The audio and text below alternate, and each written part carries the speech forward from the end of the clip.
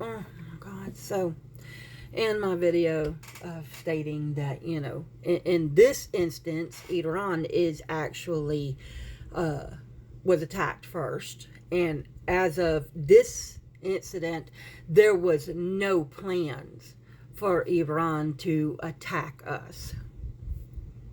User phone book here has something to say about it. Laughing face emoji. Yeah, they have never attacked Americans or Israel. How can people not read and comprehend in 2026? Geez, I wonder. Listen, a couple of things while I have you here. Um, what I did say is Iran has never attacked America. Now, Americans that were over in the Middle East at these embassies and consulates and that kind of things, were they attacked? Yeah, but we, America, was never attacked. And where did I bring up Israel in this?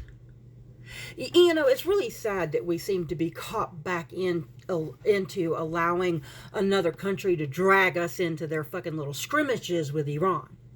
It's funny about that because that's what led us to this situation to begin with back in the 1950s, when Britain had a real big problem with Iran being a actual democratic country.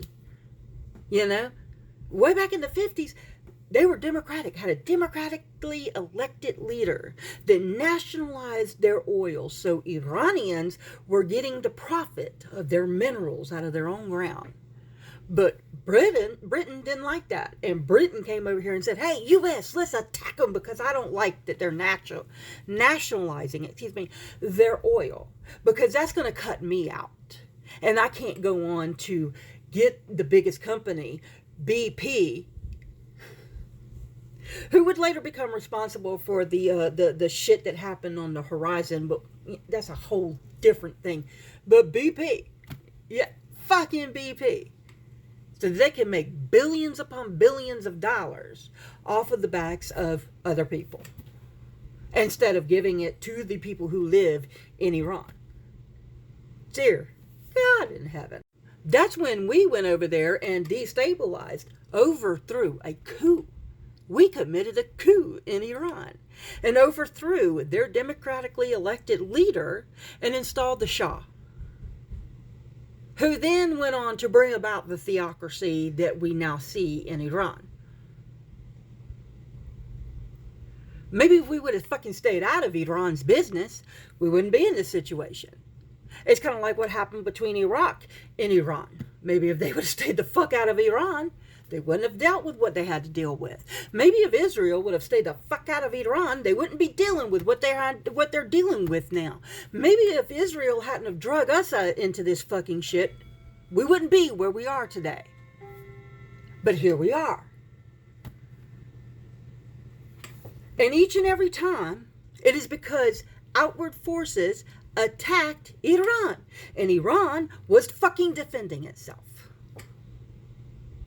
For the last 47 years, hell, more than that, more than that, because I just remembered this from way back in the day.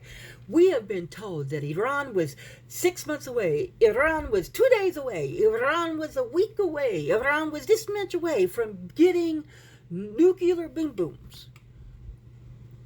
They've only enriched uranium up to 60%. Enough to, be for nuclear power plants, which I can understand them having. They need power for certain things. But not enough to make the big. And really and truly, they just wanted to be left the fuck alone.